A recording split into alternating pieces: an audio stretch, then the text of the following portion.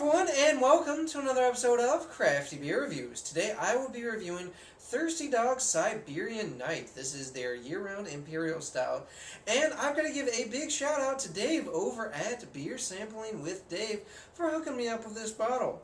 He was very kind to bring this over to me. Now, of course, there is no bottle date. Unfortunately, I'm not really sure why Thirsty Dog doesn't bottle date, so I have no idea whether this is fresher or older. And that's always the case with their beer, which really sucks. But at least with this type of beer, it does not really matter how fresh it is. So that's a good thing. Now, one thing I did not realize, because I've had this beer a couple of times on draft and bottles, of course, it's a local Ohio staple, is that this has won a couple of awards. In 2003, it won the bronze medal at GABF. In 2005, it won the gold medal. And in 2006, it won another bronze medal. So kudos to those guys, but very excited to try this. It's been a while since I've had it. It's just one of those beers that I love, but since it's everywhere, I just get to try it whenever I feel like it, so I never think about buying one. So Dave, thank you very much.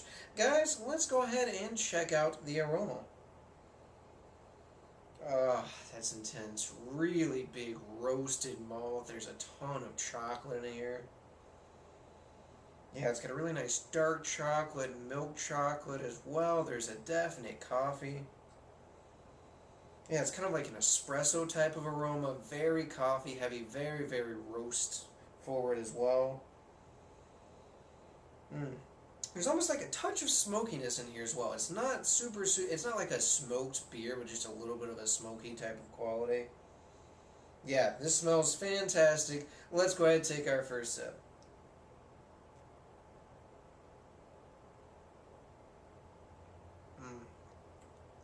Damn, that's good. So the first thing I get is this really big, bittersweet dark chocolate. I'm definitely getting that sweeter milk chocolate note as well. That is immediately followed by this really rich coffee note. Definitely getting that really kind of burnt, roasted malt note on the back end. It kind of lingers there. I'm getting a little bit of some caramel and toffee sweetness in there as well. But man, this thing is dominated by the roast levels. It's got a ton of coffee. It kind of has that espresso type of quality in there for sure. And again, more of that dark chocolate, milk chocolate. This thing is super, super tasty. It's also really smooth at almost 10%.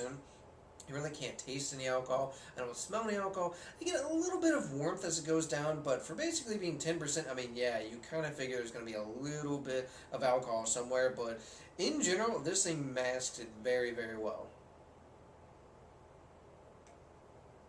It's got a nice full body, has a very creamy, rich, smooth mouthfeel, very coating.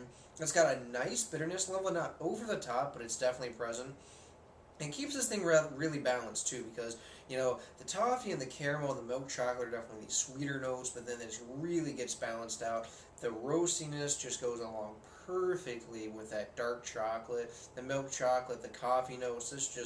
It's awesome. It's creamy. It's smooth. It's exactly what you want from Imperial Stout, because, you know, some I've had that taste really good, but then the body's a little thin, and this thing is spot on. It's just a great beer. If you guys can pick this one up, I really suggest it. And please go check out my review of the bourbon barrel-aged version of this beer, too. I did that last year, and wow, that thing was crazy good, too. So, as far as a rating, guys, I'm going with a 9.3 out of 10 for this one. Just a fantastic Imperial Stout. Really nothing to complain about. It has all those classic elements, and it's just a super smooth drinking beer. Awesome, awesome stuff. Thanks again, Dave. Alright, so for my musical recommendation, guys, I want you to check out a doom metal group by the name of Black Pyramid and their 2011 record, Stormbringer. Yeah, a very dark and heavy band for a very dark and heavy beer. It's got all of these wailing, crushing guitars, heavy bass, heavy drums. They are a badass group. Please go check them out. Alright guys, that does for this beer review. Please remember to rate, comment, and subscribe. And remember, I hope whatever you're doing involves good craft beer. See ya.